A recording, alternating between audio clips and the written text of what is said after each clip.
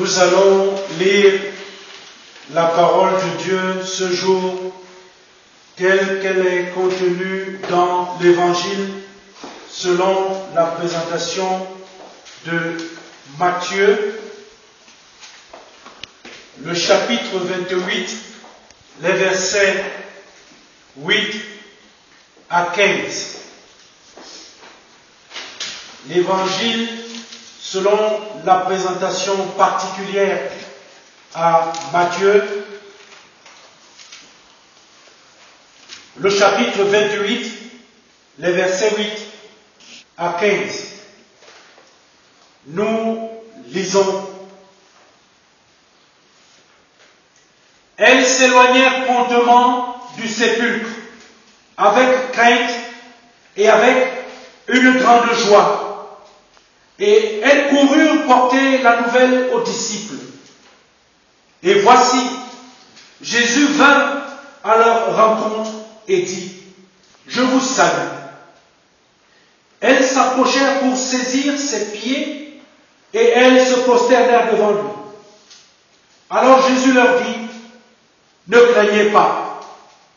Allez dire à mes frères de se rendre en Galilée.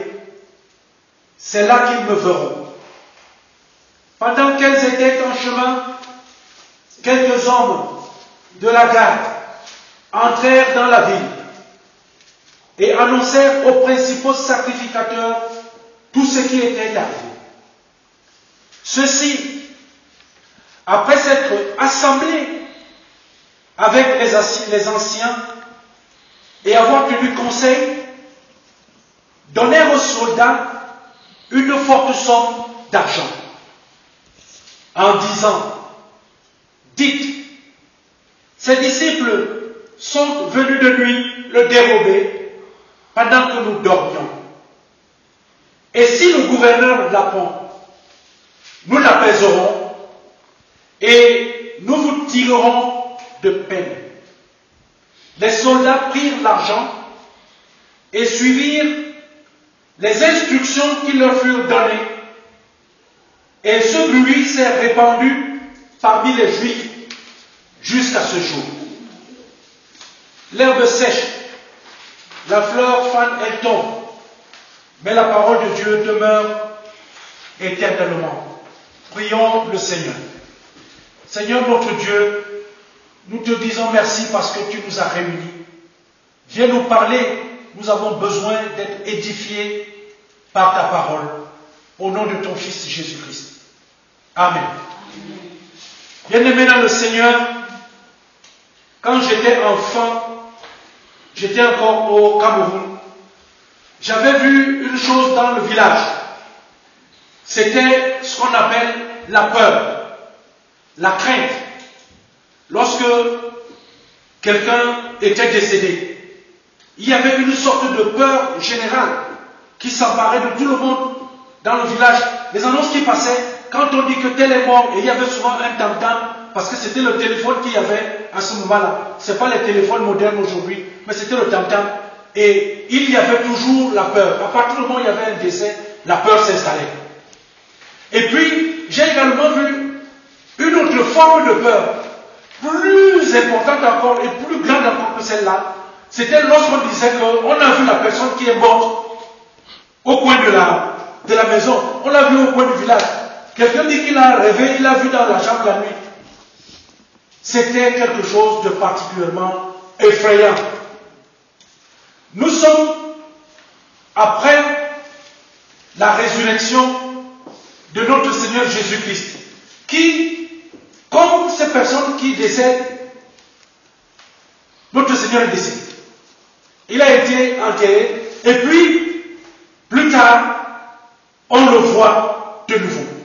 On annonce qu'il est ressuscité. Mais, pour la petite histoire, ce n'est pas différent de que quelqu'un, qu'on a vu un fantôme.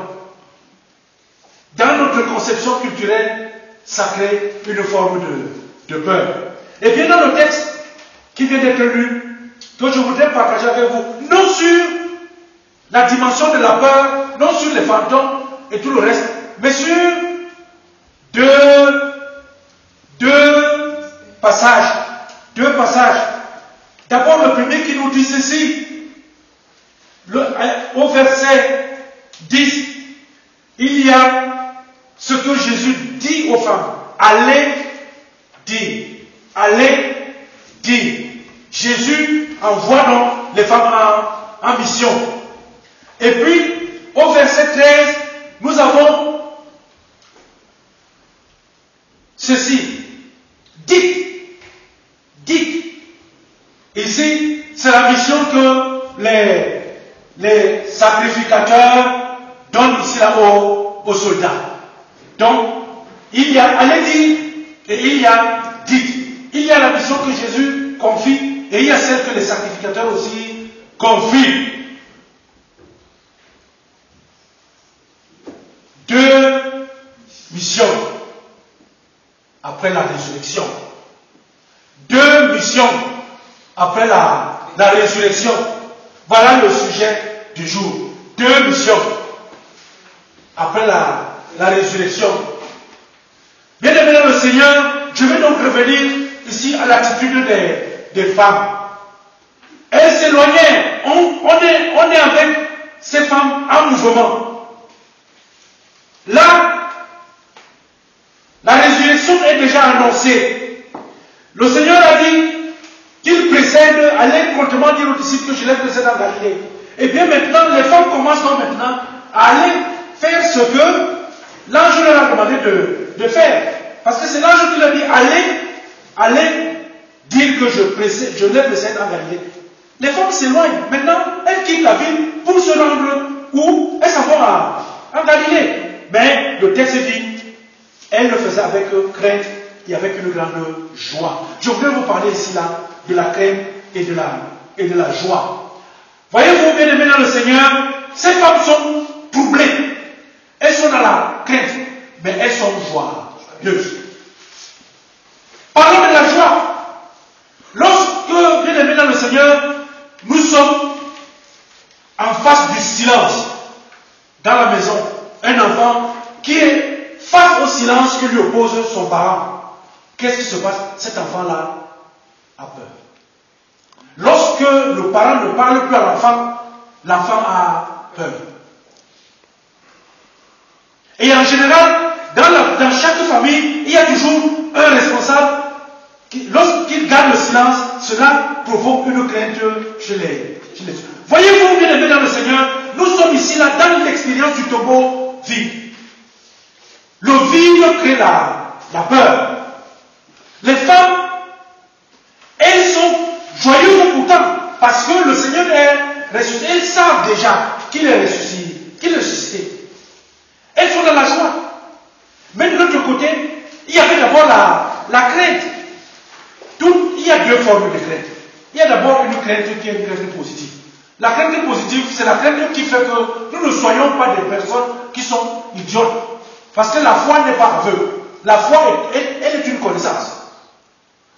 Voyez-vous, je ne peux pas me lever parce que je dis, je crois en Dieu, j'ai la foi, je m'en vais me tenir là, lorsque le RER passe, je monte sur les rails, on ne va pas me le trouver un jour. La foi là ne peut pas, c'est une foi imbécile. On ne peut pas aller se mettre parce qu'au nom de la foi, parce que Dieu est capable de faire toutes choses et le RER va m'esquiver. Non. Cela veut dire qu'il y a une forme de peur qui est positive.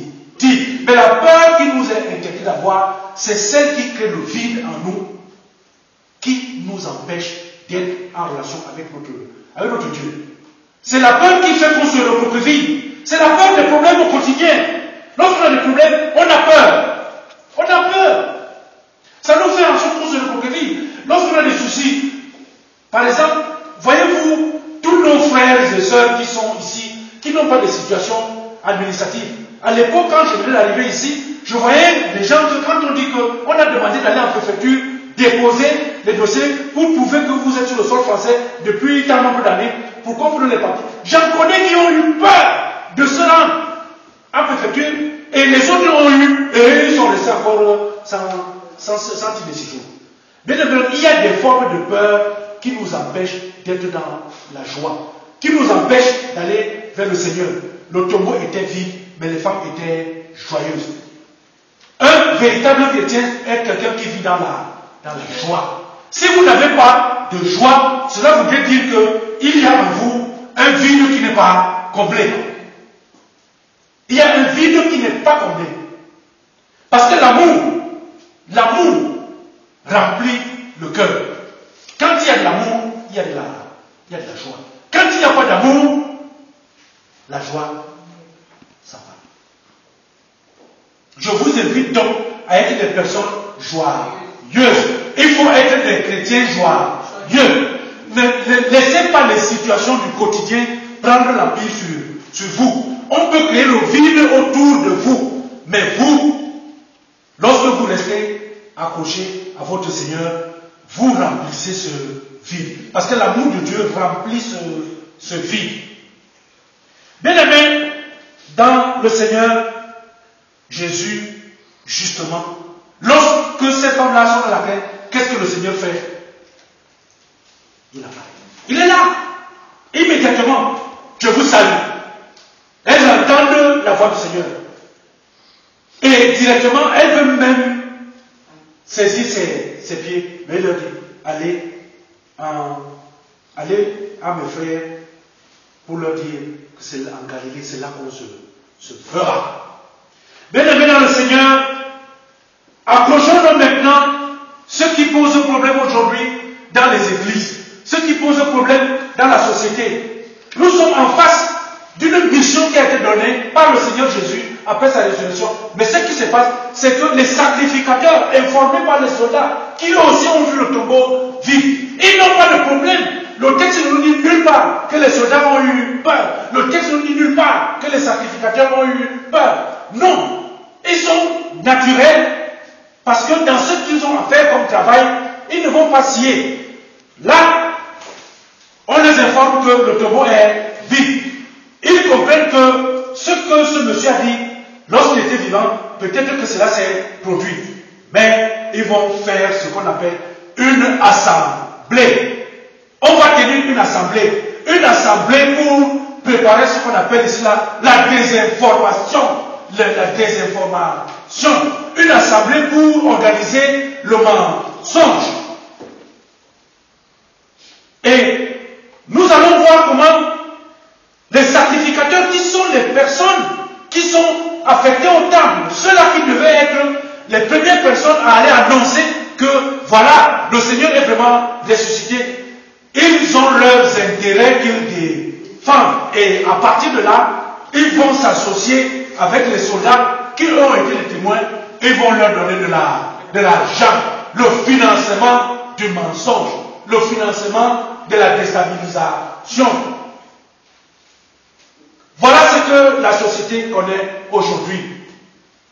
Ils vont tenir un bon conseil, comme dans nos églises aujourd'hui. Les gens tiennent des réunions sur réunions pour préparer la déstabilisation, pour préparer le mensonge, pour provoquer la peur et le doute dans les cœurs des chrétiens. Mais quand on trouve, il n'y a pas que les soldats. Il n'y a pas que les soldats qui sont des païens. Mais il y a aussi les gens d'église. Dans notre église, cette manie aujourd'hui est visible. Beaucoup de gens aujourd'hui veulent contrôler les ruses parce qu'ils ont de l'argent. Mais quand on a de l'argent, l'argent doit être utile au service de la parole et non pour, n'est-ce pas, assujettir la parole de Dieu. Parce que lorsqu'on cherche à assujettir les serviteurs de Dieu, cela voudrait dire qu'on cherche à assujettir la parole de Dieu. On met la parole de Dieu, vous mettez un pasteur à vos pieds, cela signifie que vous mettez la parole de Dieu à vos pieds.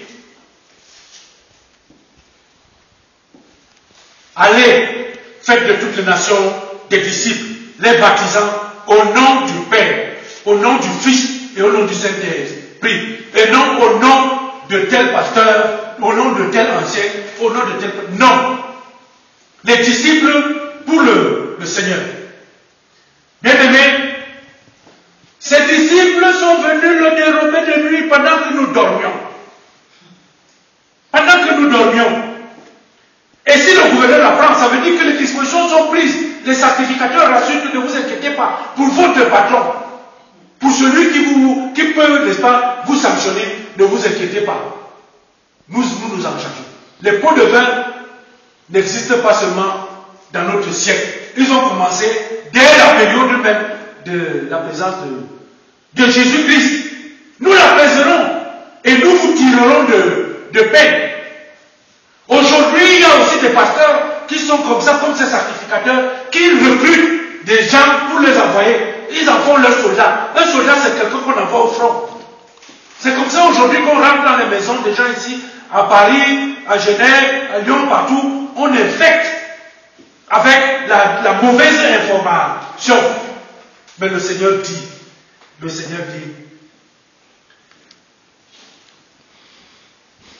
c'est en Galilée.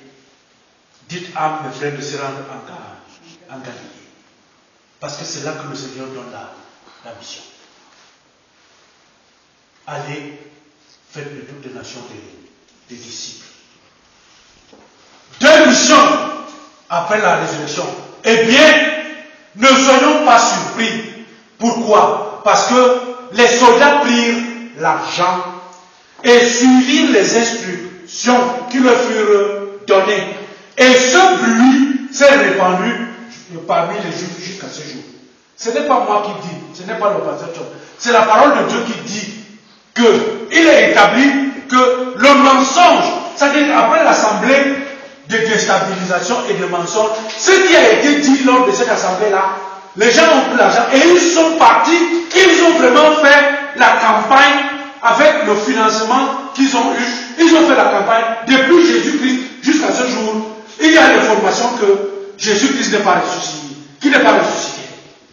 C'est-à-dire que le peuple juif, ce peuple-là, le peuple frère de Jésus, c'est que là-dedans, on dit jusqu'à ce jour, il n'est pas ressuscité. La preuve, il y a le judaïsme.